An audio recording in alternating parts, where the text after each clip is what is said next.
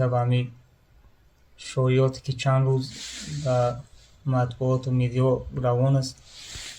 من خودم سری از این خبر نبودم. باز دوستا برمون گفتن در واتساپ رایی کردن.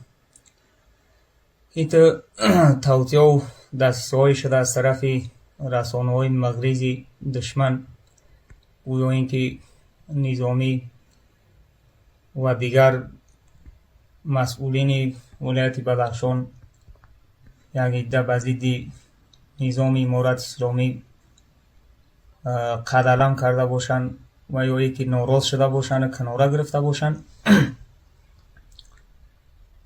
دیگه امیر ما میخواهیم که به صراحتا به رسانه‌های مغرضی دشمن پیاممون برسانیم که ما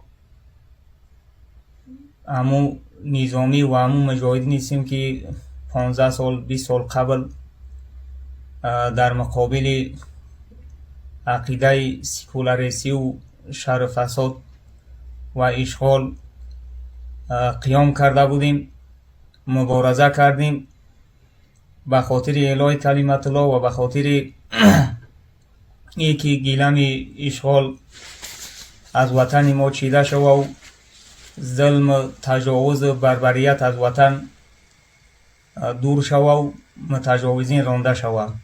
ما همون مردم هستیم. البته این شایعاتی که یک دو سه روز از دشمن برا انداخته همه از این دروغ است، پروپاگاند است. اینا از همین طریق رسانه ها دیگه انشالله حوصله ندارن که در سنگر در جنگ نظامی بیان امروی مجاهدین امارت اسلامی برزمن بجنگن. میخوان که از طریق همین میدیا، از طریق همین مطبوعات اذهان مسلمان ها را و مردم ملت خراب بکنن و ایتی یک شایعاتی را برا بیاندازن که امروز قماندان از امارت فاصله گرفته سوا دیگه قماندان. اما همگی از یا را ما رد میکنیم. همگی از یا یک توطئه و دسیسه است که به ضد مجاهدین ولایت بدخشان برا انداخته شده از طرف دشمن.